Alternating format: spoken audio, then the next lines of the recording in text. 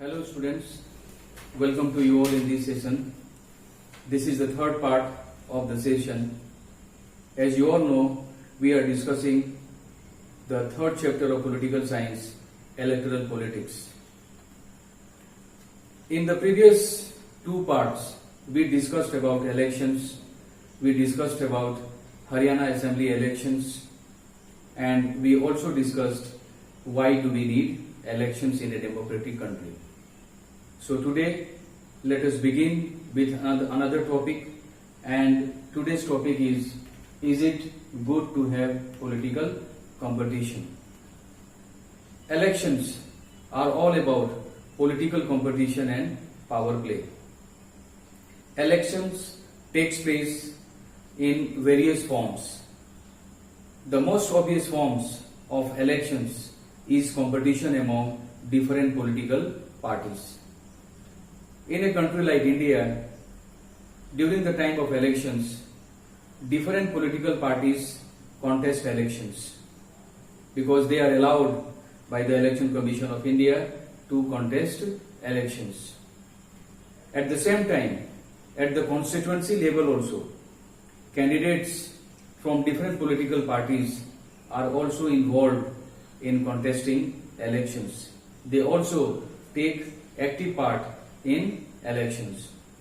So, in a democracy, political competition takes various forms.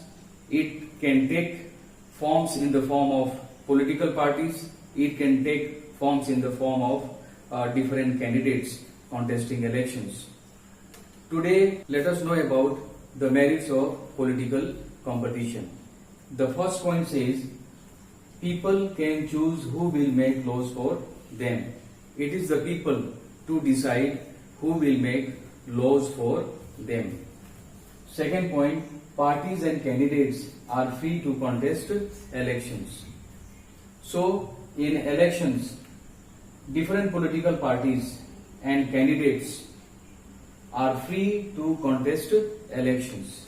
As I said earlier also, the Election Commission of India provides an opportunity for eligible political parties and eligible candidates to contest elections. Third point says, in an ideal world, all political parties know what is good for the people and are motivated by a desire to serve them. All political parties, the candidates belonging to different political parties, they know about the interests of the people. They know about the desires of the people.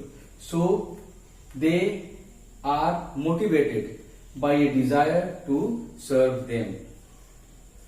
Now, let us discuss about the demerits of an electoral competition.